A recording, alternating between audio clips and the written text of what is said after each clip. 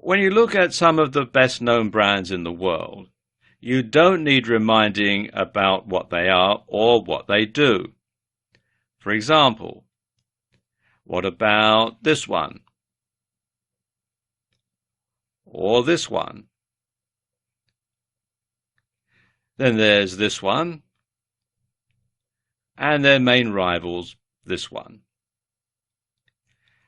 And even though, with one exception, none of these brands actually have the name of the company or the product in them, you can tell by looking exactly what the company is and exactly what they make. For example, you can tell just by looking at this collection which company makes running shoes and which company makes computer software. And in fact, if a brand is really successful, you only have to see its name or logo, even out of context, to be reminded about what the company does or what the product is. I mean, for example, take a look at this photograph here. Now, if you're familiar with the brand, you'll know that even though it's on the side of a racing car, it's got nothing to do with motoring, it's got nothing to do with motor racing at all. But you know exactly what it is, and if you live in a market where they don't sell this, I'll tell you it's an energy drink. But if you do live somewhere where they do sell this product, you'll know immediately exactly what it is just by looking at the brand. And it's the same online as it is offline. So you need to be consistent. So if you're, let's say you're Sam Owen 101 on Facebook, and new video for you on Twitter, and new video to go on YouTube, and Sam Owen's video productions on LinkedIn, and new videos for you on Pinterest, well, nobody is going to know that you're the same person or the same business. Likewise, if your website has one color scheme and your Facebook page has another and your Twitter feed has another and you use a different logo on your letterhead than you do online, well, quite frankly, people are not going to take you seriously. So how can you be consistent? Well, really, this is something that you must do from the very beginning. So when you're just starting out, you need to decide on a business name. Now, of course, I suppose the obvious way is to just simply use your name, but that can be problematical if you ever decide to sell the business on to somebody else. You're also selling the rights to your name. So generally, if you plan on perhaps selling your business on later on, then using your name isn't a very good idea. What is a very good idea, though, is something that is descriptive of what you do. So if you make a particular product or you sell a particular service, then including that in your business name is a good idea. And likewise, you can also include keywords as part of your business name that will make it easy for search engines to find you, and it will sort of stick in people's minds that you are or your company is or does this particular thing, and it's a keyword that sort of lodges in their brain.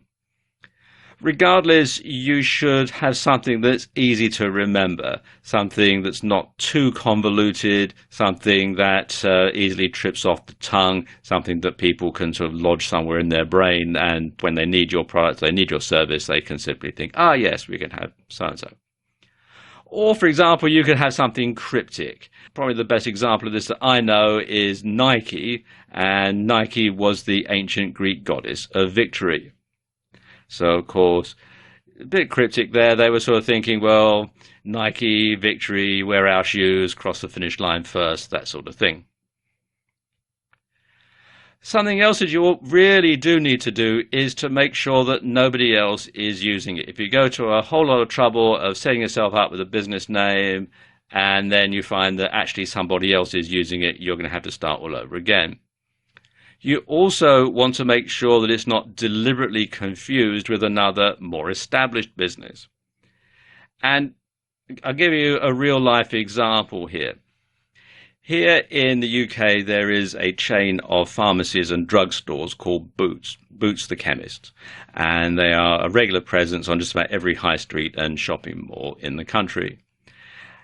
Now, I know of this guy whose name was Booth, and he started a chemist shop. He was a pharmacist by profession, and he started a chemist shop, and he called it Booths the Chemist.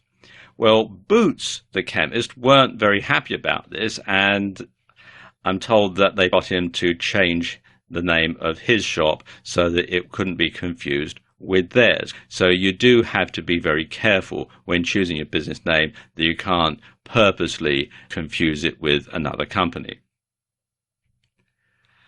Something else you should do is to have the same color scheme. So you want to have the same color scheme on all of your social media sites. You want to have the same color scheme on your website, and also offline. If you run a bricks and mortar business, you want to make sure that your letterhead, that your signage, if you have a van, you want to make sure that it has the same colors as the rest of your business, so that you've got, a completely seamless association in the customer's mind between those colors and you.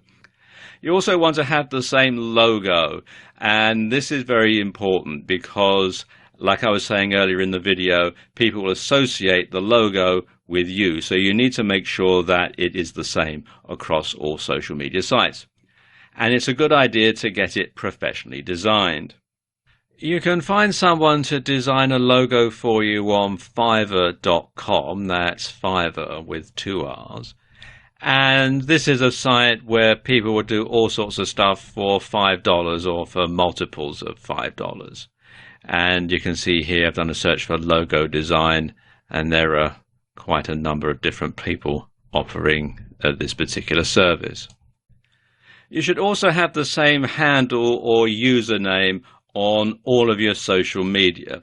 Like I was saying earlier in the video, if you're one name on Facebook and a different one on Twitter and a different one on Pinterest, then people aren't going to know that you're the same person or the same business.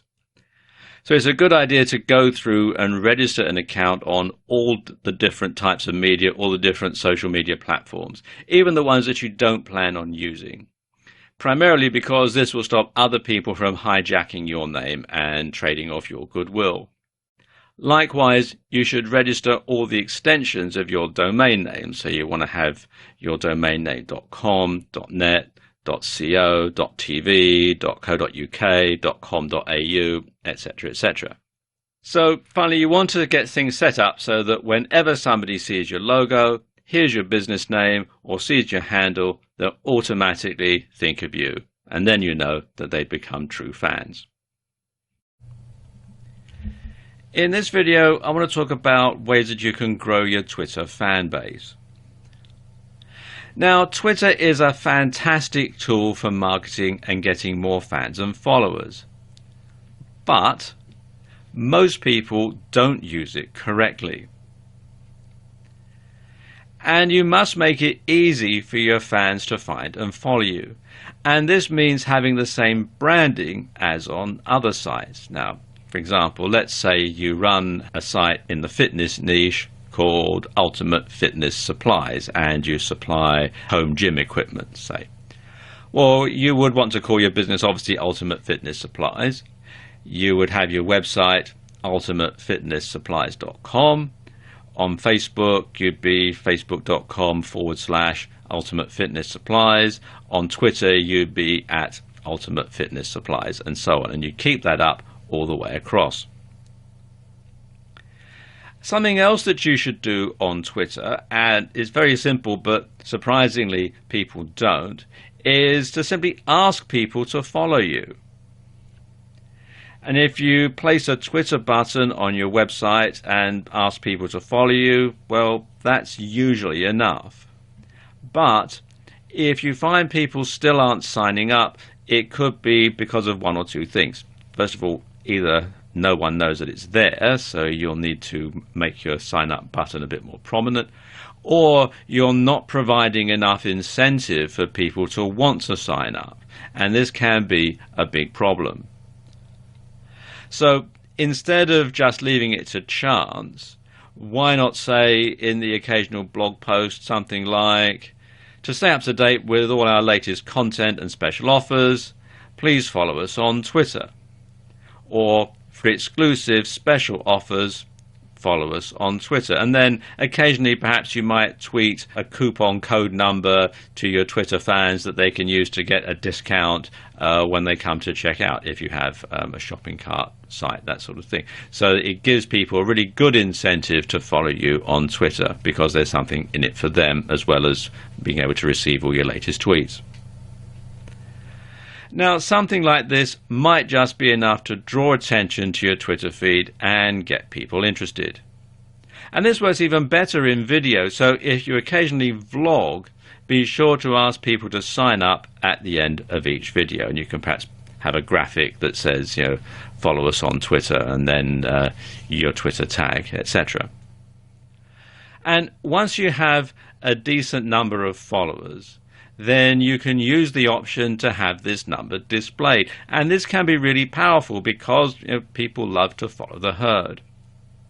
And you can create a follow button quite easily on this site, which is publish.twitter.com, and just simply enter your Twitter URL in here and follow the on-screen instructions. But of course, the best way to get people to follow you on Twitter is to simply deliver quality content that people want to read. But unfortunately, so many people get this one totally wrong.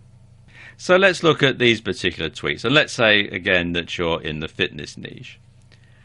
Something like this, you know, do you want to get in shape faster? Try our hashtag chin up, hashtag bar, hashtag fitness, hashtag hypertrophy. Running in a marathon? Make sure your hashtag training, hashtag shoes are up to the task. We're offering a 10% discount to new clients for this month only. Sign up now at, and you've got the bit.ly URL there, hashtag deals. Our dumbbells come in a range of weights and sizes, hashtag dumbbells, hashtag weightlifting. You get the point. So what's wrong with this exactly? Well, it will be quicker to ask what's right with it. I mean, think about it. Would you follow that kind of a Twitter account? You know, what would be the point? If you were an existing customer or fan, seeing adverts for something you were already using wouldn't offer much value. And if you weren't an existing customer, you'd probably be frustrated and annoyed by all the constant nagging. So the question you need to ask yourself is, what would your customers want to read? So put yourself in your customer's shoes, and seeing as we're on a fitness theme here, put yourself in their running shoes. You know, what would they like to know about? Well, as you're in the fitness niche, you could provide fitness tips or workout advice, diet ideas, etc. If you run a blog on martial arts, then discuss moves and your favorite martial arts film. You know, think of each tweet as a mini product and try to ensure that the reader benefits from it in some way. Now, whether that's by being entertained or by learning something, it doesn't really make a lot of difference. Also, for business niches, industry news can also prove very popular. Another approach to take is a little less on the nose. You know, instead of directly discussing your niche, your industry or your service, you can talk about the lifestyle of people involved with your topic instead. You know, try and sell the idea that you're all part of a community and tweet about subjects that might inspire or subjects that your audience can relate to. And you don't have to come up with original material every time either. You can retweet tweets from other leading players in your niche. And this helps to build a sense of community, and it tells followers that it's okay to retweet your tweets too. And of course, then you'll spread your word much further and wider than you would do if it was just to your own followers. So there you go, just a few ways that you can grow your Twitter fan base. In this video, I want to give you some tips on building a massive YouTube following. Now, why is it that some YouTube videos get so many views they practically break the counter, yet others get seen so infrequently the page looks like Tombstone before the Outlaws ride in? And how come some YouTube channels have many thousands of subscribers and their video stats hit 4 figures within a few hours, whereas others might get 1 or 2 subscribers a year and their videos never get viewed 100 times before they get taken down? Well, there are a number of different answers to that question. And while you might not have as many views and subscribers as Gangnam Style, you can certainly build a solid following and get a decent number of views for your videos. The main determining factor for how popular your videos are going to be comes down to your niche, and some niches are more popular than others. In general internet marketing, the biggest niches are fitness, dating, self-help, and making money. But some of the most popular subjects for YouTube videos outside of those big internet marketing niches are gaming, makeup tutorials, grooming and style, travel, technology, fails, cats, DIY, comedy, and lifestyle vlogs. So you need to pick a niche that's going to be popular, but often the most popular niches are the most competitive and oversaturated. So if you do a series of videos on how to do the perfect workout routine, you're going to be up against some fairly big names who already have a massive following, and you'll find it very hard to compete. So what should you do? Well, one thing is to pick a popular niche, but concentrate on a particular aspect of it. And this is known as niching down, or niching down, as some people pronounce it. So let's say you're in the golf niche. Instead of doing just general golf videos, you could do tutorials on how to hit the perfect swing or do the perfect putt. You could show how to hit with each type of iron or wood, or you could have tips to play different holes at different golf courses or different links. And of course, when golf goes wrong, it's always a good topic for humor. Or why not pick an obscure sport like handball? Now, it's not as popular, so it's not as competitive, or at least off the field anyway. But there's also not much out there, so videos on this topic do rack up an awful lot of views fairly quickly. But of course, it doesn't matter how good your content is. If you can't get people to your channel, no one's going to see it, so there's not a lot of point. So how can you get a lot of people to your channel quite easily? Well, a keyword-rich description and title will help YouTube to determine what your video is all about. And so when people type in what they're searching for on YouTube, YouTube will go through, they'll use the keywords, and they'll pull yours out, and it'll come up either in the listing or in the suggested videos at the side. Something else you can do is, if your video is scripted, be sure to include plenty of keywords and then upload the script to YouTube so that it can be used for subtitles and closed captions. And then that will help YouTube also to decide exactly where your video is and exactly what your video is about. Now, some good tools to find keywords are the Google AdWords Keyword Planner. This is quite a long URL, so if you just go to Google and type in Google AdWords Keyword Planner, you'll be directed to this site. Or something a bit more in depth, you can use Market Samurai, which you can find here at marketsamurai.com. And this is a paid-for solution, although there is a free trial offer running at the time that I'm making this video. Something else you can do is use other social media to drive traffic. So tweet about your video upload on Twitter, just sending a tweet saying I've uploaded a new video, and then the URL can also get people to look at it, just out of curiosity really. Or you can post it on Facebook.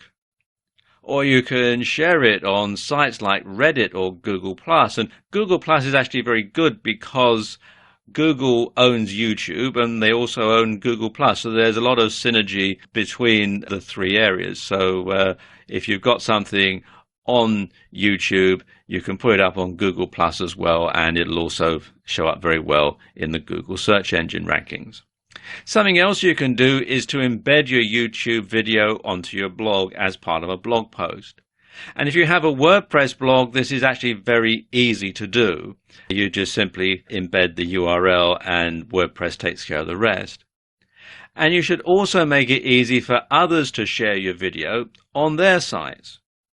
To make your YouTube videos easy to share, make sure that all this works properly once you've uploaded your video. You want to make sure that there is a URL or share link that people can access, and that they've got the buttons here that people can share on various other social media sites. Also to make sure that you've got the embed code, like here, to go on an HTML site, and that people can email your URLs. You have to sign in to do this, and I haven't, but usually there'll be a link here that you can use. In this video, I want to show you ways of getting more Facebook fans. Now, basically, there are two ways of getting more Facebook fans. You can either grow your following organically, or you can buy advertising that promotes your Facebook page. Now, let's talk about how you can grow your following organically, because that's probably the best way of doing so. It's certainly the cheapest. And of course, the best way to grow more Facebook fans is to give them a reason to visit your Facebook page. And basically that means posting useful, interesting content. And if you post stuff your target audience wants to read, they will, first of all, read it, they'll like it, they'll follow you so they can read more of it, and they'll tell others who might be interested too. So you'll grow your fan base that way. When you're posting content, it's always a good idea to post a picture or a GIF alongside your post. And it makes it more eye-catching and interesting. And if possible, you should post an original picture if you have one, preferably one that ties into the content of the page and perhaps shows you in it as well, because then it basically cements it and ties it all together. You should also have share buttons on your website or on your blog. And this can encourage people to like, share, and follow you on Facebook. You should also interact with the comments and respond. Don't just simply post up your Facebook page and then go away and don't come back until you're starting something else. Join in the conversation, be a part of the community, make sure that people know that you're going to interact with them if they post a comment on your Facebook page. And you can also use other social media to promote your page, things like YouTube, Twitter, Pinterest, Reddit, etc. You can all link them together so that they go back to your Facebook page.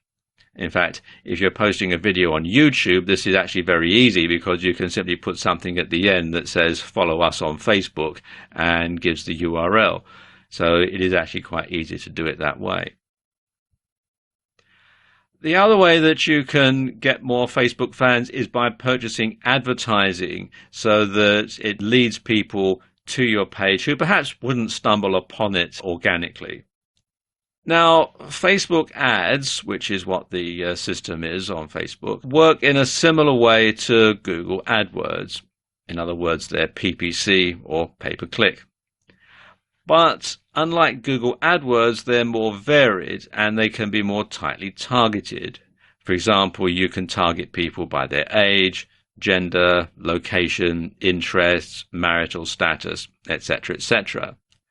Now let's look at the different types of ad that you can have on Facebook. There used to be all sorts of different types, but now they whittled it down to just a few.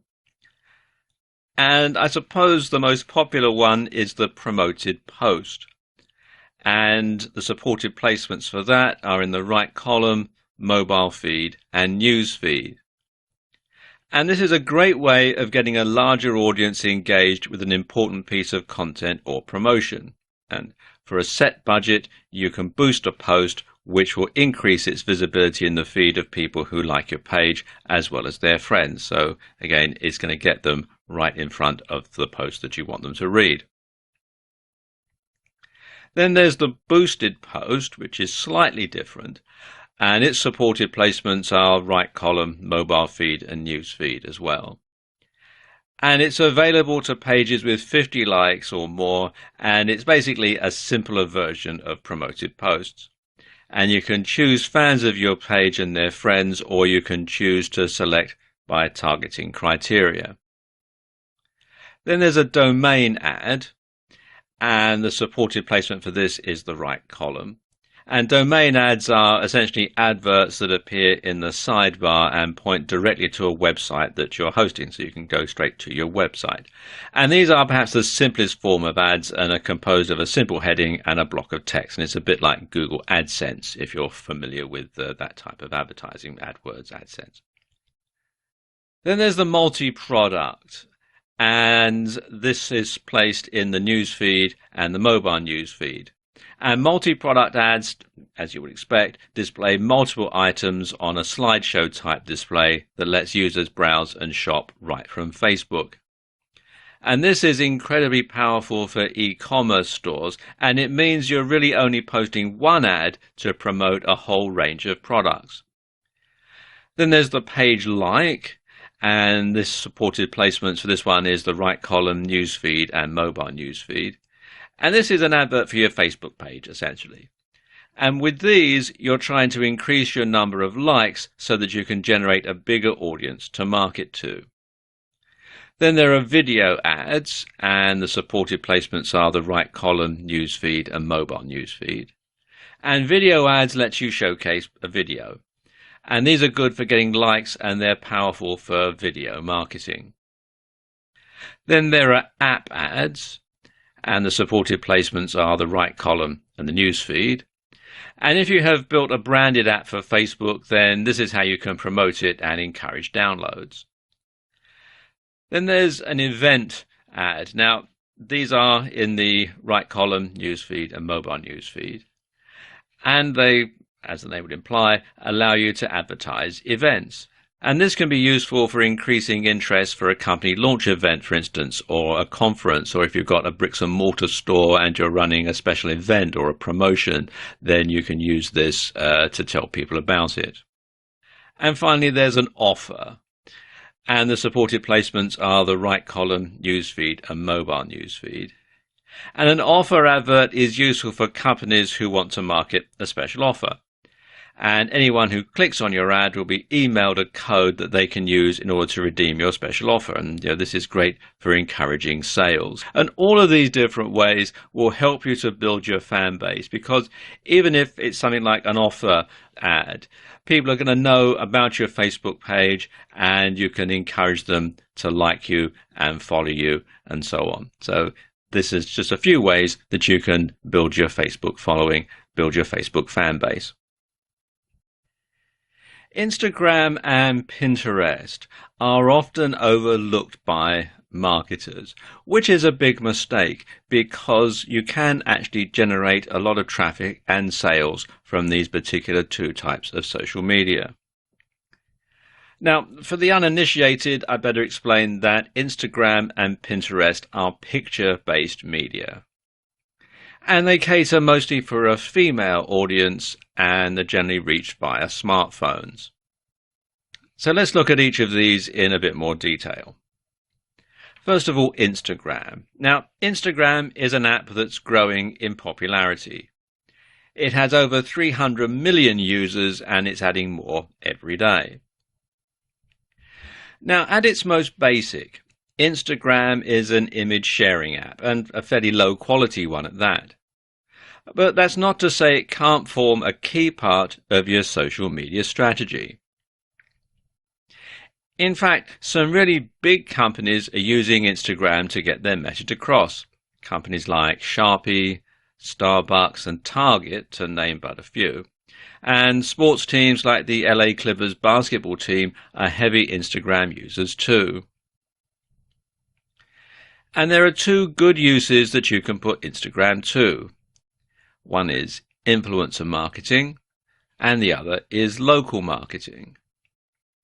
Influencer marketing means you find someone who already has a large following on Instagram and has established themselves as an authority. And these people will have the ability to sway the opinions of a large group of followers, which of course is where you eventually want to be. So instead of spending months or years trying to reach this point, why not piggyback on the success of someone who's already got there? Or to put it another way, why not see if you can't get someone to post on your behalf to their audience? Of course, there needs to be something in it for them, and this could mean that you pay them, you promote them on another social media in exchange for them promoting you, something like an ad swap, but on social media rather than email. Or you could just try targeting influential members of the public and hope that they'll like your brand enough to do it for free, although that doesn't happen very often, if I'm honest.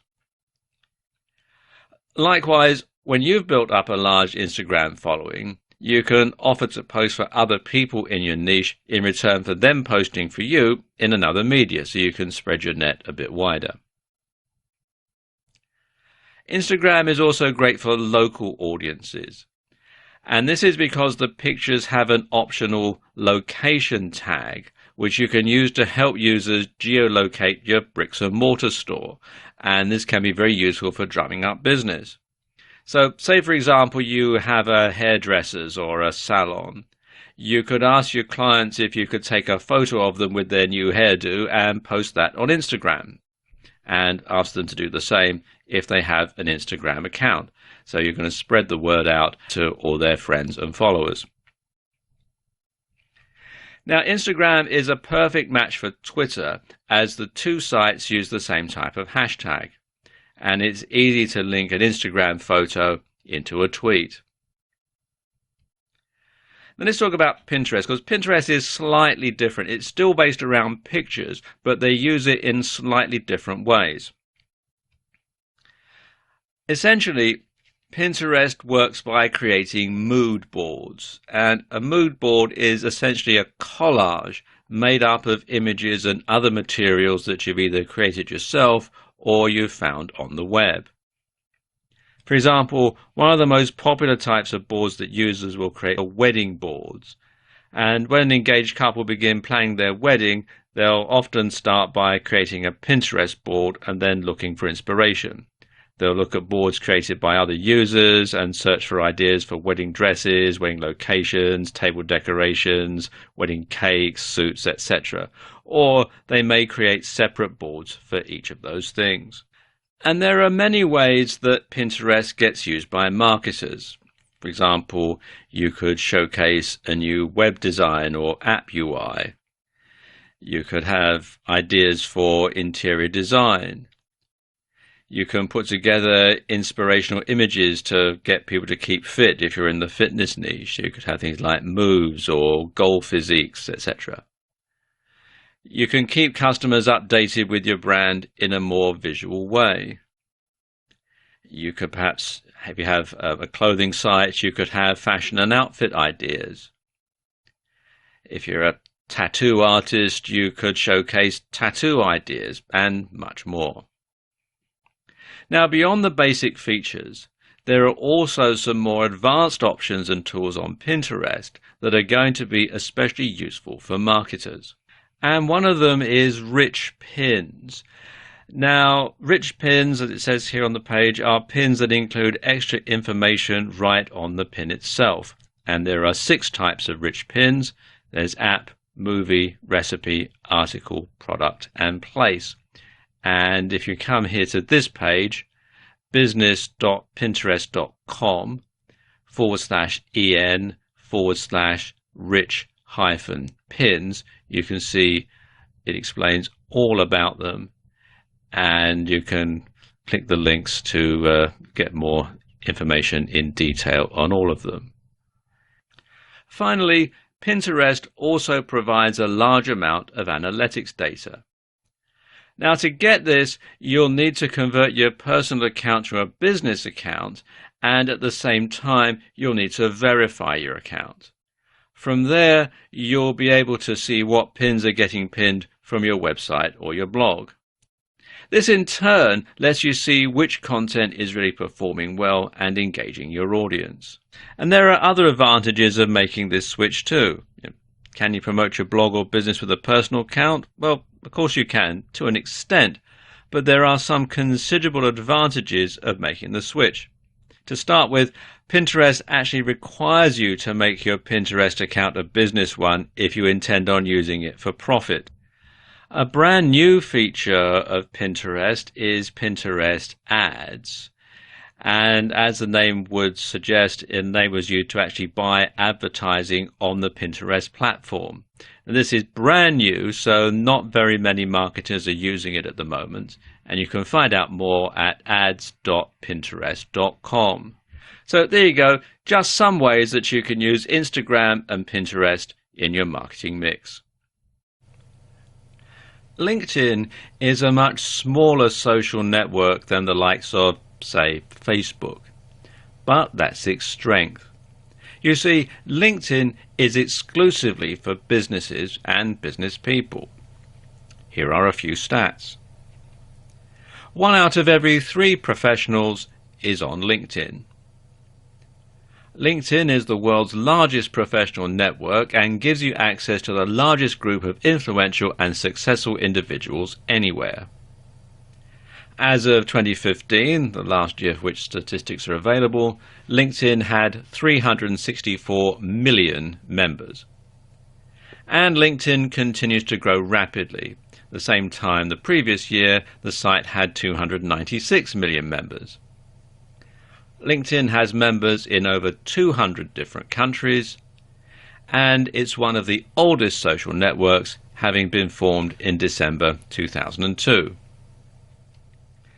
So even if you're not in a business niche per se, it still makes sense to be on LinkedIn.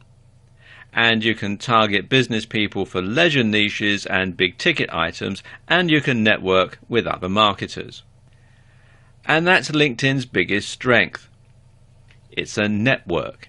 It's a tool for self-promotion, giving you access to a gigantic network of contacts operating within your field, and it gives you the means to reach them, to work with them, and to be seen by them. Now, when it comes to marketing, you can use LinkedIn to increase awareness, to build brand loyalty, to create a more professional impression for your brand and for your services or your products, to promote a website and gain SEO or social media marketing benefits, to find potential clients and customers, and to build leads and keep in contact with them. So when it comes to creating your LinkedIn strategy, well, the best place to start is actually the beginning. So if you haven't done so, come over to linkedin.com and sign up. And the first thing that you'll need to do is create a profile. And there are 2 types of profile that you can create on LinkedIn. The first is your own professional profile, which would be a profile for you specifically. And the second is the profile that you'll create for your business, which is where you'll promote your brand instead of yourself. Now, to begin with, you'll want to start your personal profile on LinkedIn. And what this is going to do basically is act as a springboard for your other activities. And so the idea is to sell yourself and make yourself look professional and accomplished while you're doing so. Now, I won't go through the entire procedure here as it's pretty straightforward. Nevertheless, it's best to write everything out ahead of time on your word processor so that it reads well and it places you in the best possible light. Now, your profile is basically your CV or resume online, so you need to be consistent and make sure that what you say stacks up. Bear in mind that people will look elsewhere online to verify what you put here, and any contradictions with information that can be found elsewhere will destroy your credibility in an instant. Once you've made your LinkedIn profile, the next thing you'll want to add is your company page. And this is basically like a profile, except you'll be writing about your business rather than about yourself personally. And this means you should write in a manner that sounds a little more detached and professional, and you should focus on the value proposition. How do people stand to gain from using your products or services, as well as things like the mission statement and goals. Now, they do rather hide how you set up a company page. So if you come to linkedin.com/company/add/show, then you fill in your company name, your email address, you check the box here that says I verify I'm an official representative, and then click continue. Now, your email address at the company must be at the company domain. So if you try and enter a Gmail address in here, for example, you'll get rejected. Now, there are two main ways you can reach an audience on LinkedIn for free: influencer marketing and content marketing. You can also buy paid advertising, but I'm not going to cover that in this video. Now, influencer marketing means you're going to stop trying to reach as wide an audience as possible with your own marketing, and instead you're going to focus on the quality of the audience that you market to. Now, this might mean focusing on one individual and getting them to promote something that you have to say. So, for example, if you were to take conventional marketing on Twitter, I know we're talking about LinkedIn, but let's talk about if you're going to do this on Twitter for a moment.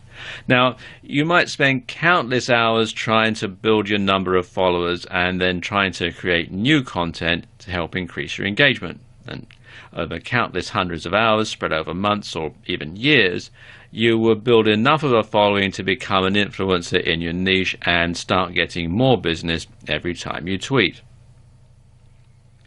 Well, with influencer marketing, you skip this step. Instead, you focus on creating a relationship with someone who already has a huge amount of influence. Now, let's take Bill Gates, for example. If you could somehow reach Bill Gates and get him to tweet about your product and to include your Twitter username, you would certainly get thousands of new followers overnight and gigantic sales for your products or services. So in other words, you could leapfrog all of the competition by going directly to a key influencer who has the ears and hearts of your audience. And this way, a single retweet, guest post or shout out could be of an order of magnitude more effective than hundreds or even thousands would regularly be. The problem is Bill Gates probably doesn't want to shout out for you on social media, and you probably have no means of reaching him anyway. People like Mr. Gates get spammed by hundreds, if not thousands of people every day, and probably have an army of minions to wade through it all for them. Only the really important messages from people that they know and trust get through. And here's where it's easier to contact people via LinkedIn, because this is where LinkedIn's degrees of separation come in. If you could find someone who knew someone who knew someone who knew Bill Gates, you would be connected by 3 degrees of separation. And like I was saying earlier, this is where the fact that LinkedIn is a network can be very helpful, because anyone who is connected to you by 3 degrees of separation or less will show how you're connected to them when you view their profile and when they view yours, of course. So you'll be able to go onto LinkedIn and see the people you need to go through to get an introduction to Bill Gates. And what's more, if you're connected by someone with 3 degrees or less, you'll be able to send them in-mail. Now, this is a message they'll receive in their LinkedIn inbox, which statistically has a good chance of being opened. And suddenly it becomes all the more possible that you could reach a big influencer in your niche. And then there's content marketing. Now, like influencer marketing, it's an incredibly powerful marketing tool. In fact, content marketing is considered the natural evolution of search engine optimization, and it's now an integral part of almost every business's marketing strategy. And content marketing means putting high quality articles onto your blog and posting them on LinkedIn to share with your connections. It also means joining groups and participating in the discussions. Now, don't use these as tools for direct selling, because that's going to be a real turn-off. Instead, what you're doing is converting your LinkedIn connections into potential fans and regular visitors to your website or blog. And this might also lead to some people signing up to your mailing list or even becoming direct customers or clients if your site is good at converting. At the same time, if you keep posting great quality content to your LinkedIn network, you'll find that they start to think of you as someone who knows what he or she is talking about with regards to that subject or niche. And this is the other huge benefit of content marketing. It allows you to demonstrate your knowledge and to give your visitors a free taste. And eventually, they should come to consider you as a leading authority in your field. And as such, they might seek out your opinion when looking for products, services, and other ways to spend money. And it's at this point you become an influencer yourself and give yourself a platform through which to launch joint ventures, launch partnerships, or other business ventures. And it's all down to participating on LinkedIn. LinkedIn has its own advertising platform that enables you to directly advertise to other members of LinkedIn. And this is perfect if you're a B2B marketer or you target a business-related niche. Essentially, this is a PPC network, in other words, it's pay-per-click, that works similarly to Facebook or Google AdWords. So you only have to pay when someone actually clicks on your ads, although you can also pay per impression. And you'll generally only pay a few cents for each click, but the more you pay, the more often your ad will appear, just like on Facebook or AdWords. And this is very effective because it means you don't have to pay anything if your ad is ineffectual and doesn't generate any traffic whatsoever. Like Facebook ads and Google AdWords, LinkedIn allows you to carefully target who sees your ads. And this is fantastic for B2B organizations as it lets you specifically market to decision makers within your industry. What's more, LinkedIn ads also work incredibly well for recruiting.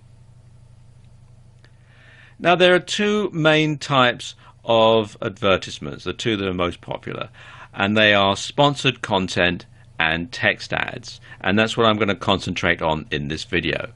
There are also display ads, dynamic ads, and sponsored in-mail, which is a bit like sending out a solo ad but to people on LinkedIn rather than through email. Now, sponsored content does exactly what it says on the tin. You basically pay to get your article or post in front of the sort of people you want to read it. Now, when you're doing this, you should make this article direct and not too wordy, because lots of people access LinkedIn on smartphones. And you should include a call to action at the end. Now, don't make it a blatant sales pitch, though, or you'll just put people off reading it. Consider it a free taster for your product or service. Now, text ads are similar to the sort of ads that you see as Google AdSense. And these appear at either the top or in the sidebar of LinkedIn pages. And just like with AdSense / AdWords, they should be short, compelling, and irresistibly clickable. But the best thing about LinkedIn's ads program is it's really super targeted.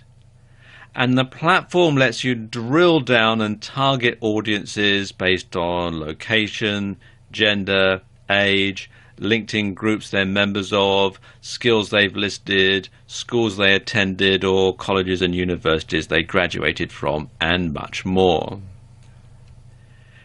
And a unique advantage that LinkedIn advertising has over AdWords or Facebook, though, is the ability to target by company name, business category, industry size, job title, and seniority.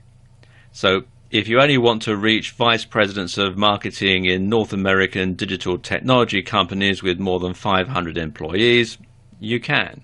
And you can read more about this in some detail at business.linkedin.com/marketing-solutions. Now, the exposure you'll get from LinkedIn ads is not as great as you get from Facebook or AdWords. But for the right business model, it's definitely worth considering.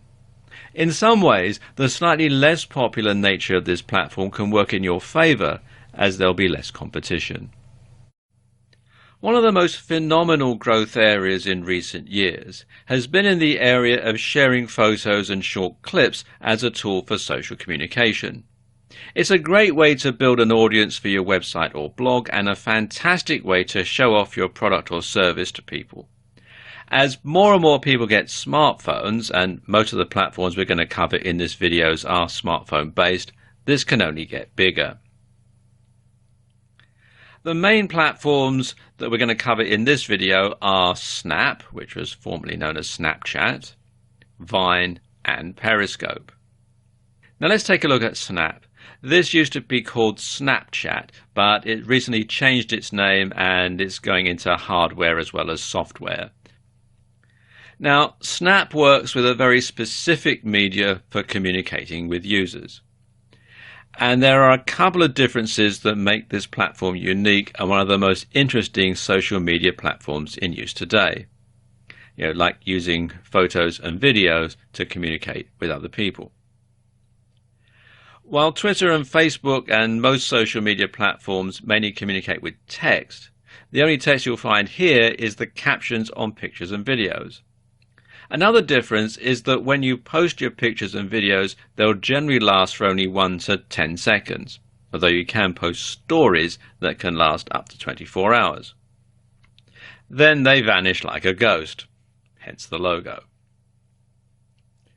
And it's better to use stories more than snaps to advertise your products or services, because obviously they stay around for longer. So think of a story like a viral video. If you make it overly promotional, well, quite frankly, it's just not going to work. So you want something clever, something that no one has ever seen, and something that evokes emotion. And this will make people want to share the story with their friends, and it'll give you the exposure that you're looking for. Creating good stories will also make people want to follow you. So every time you create a story, keep in mind that you're both trying to get people to follow you and you're trying to get your product or service out there. If you want to get a good idea as to how stories work and which ones are most popular, check out some of the Snapchat stories, and they still use the old name at the moment, on BuzzFeed.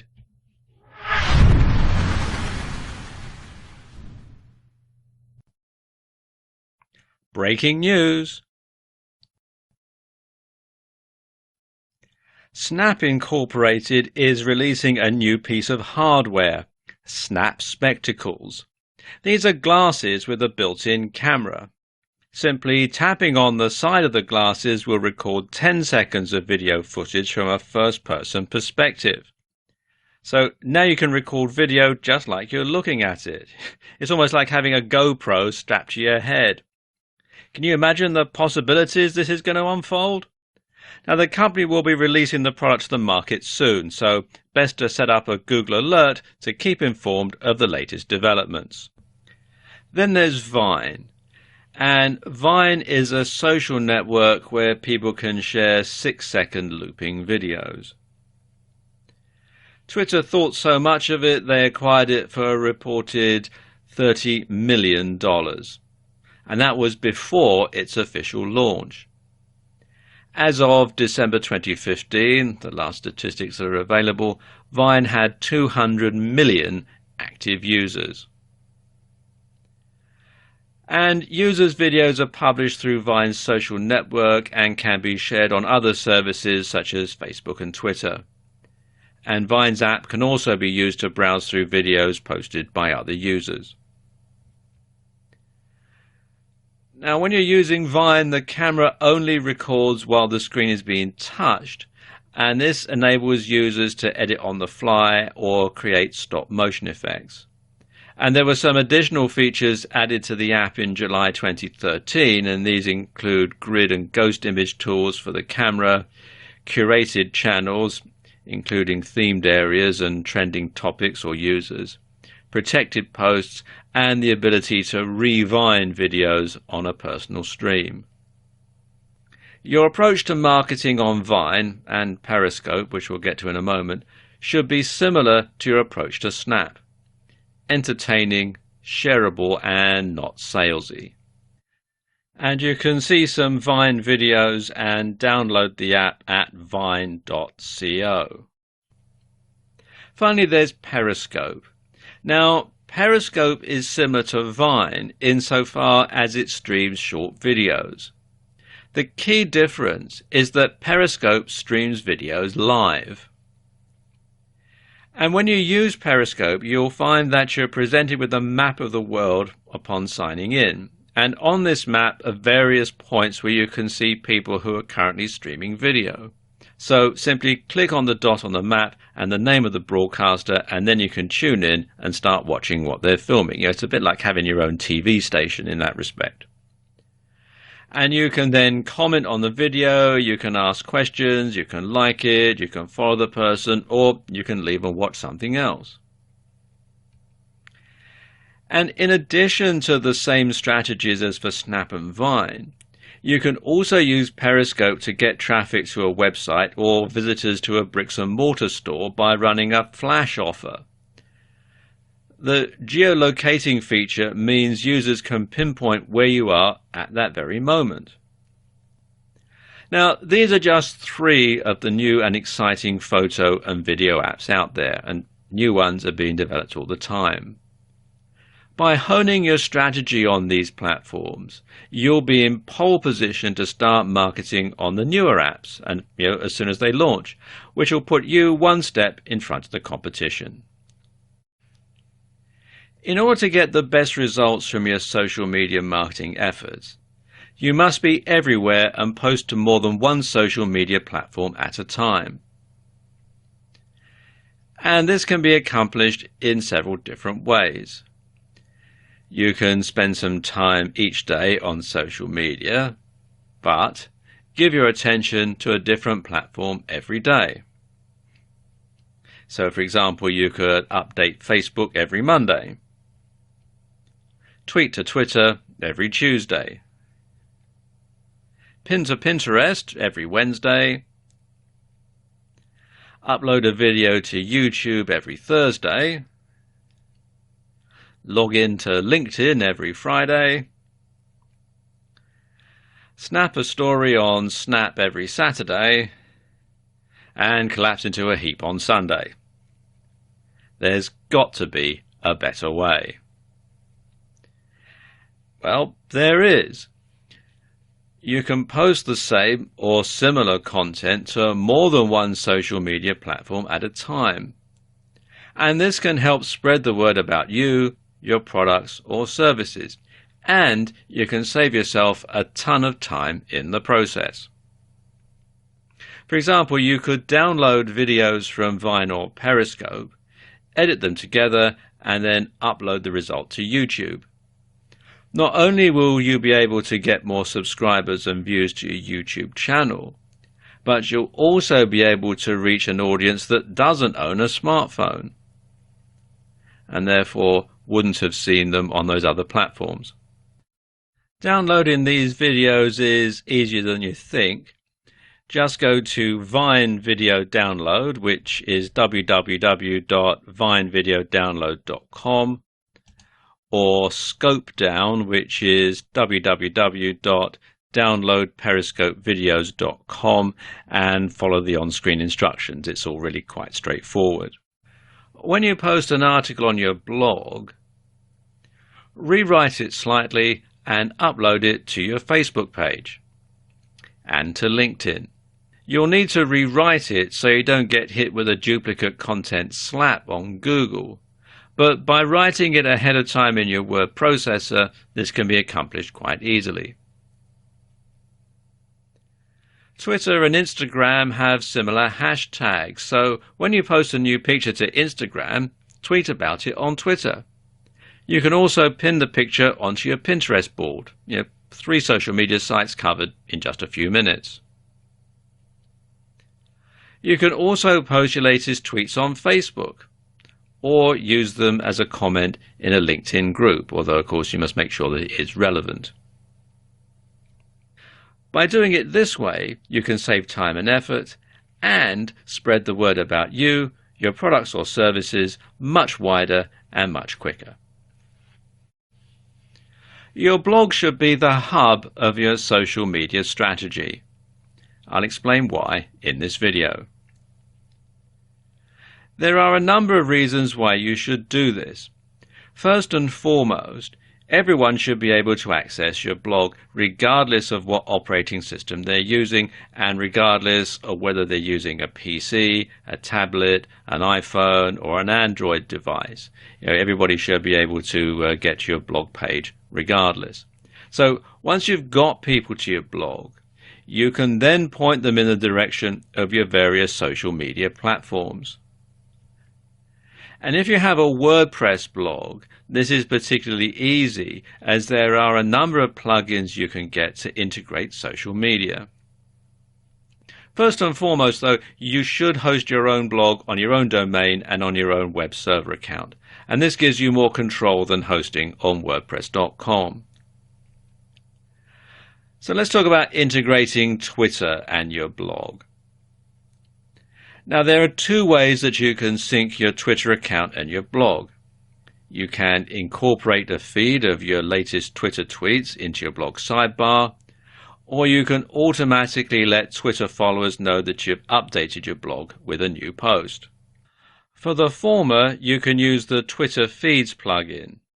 Now, each time you post a tweet, it will automatically be displayed on your blog, which has the added bonus that your blog content will change slightly and Google will treat it as new content and update its rankings in the SERPs accordingly. For the latter, you can use the WP to Twitter plugin, which will send a tweet to your followers to let them know that you've just made a new blog post. And both of these plugins can be installed from within the WordPress dashboard, and they're both free. And the same goes for Facebook. With the Facebook Auto Publish plugin, you can publish posts automatically from your blog to Facebook. You can publish your post to Facebook as a simple text message, a text message with an image, or as an attached link to your blog. And the plugin supports filtering posts based on custom post types as well as categories. And again, this can be installed from within the WordPress dashboard. Embedding a YouTube video into your blog is easy. To embed a YouTube video into your WordPress blog is very easy. All you do is copy and paste the URL into your blog post and WordPress will work out the embed code for you. So you don't need to do any coding or anything like that. Just copy and paste the URL and the WordPress software will take care of the rest.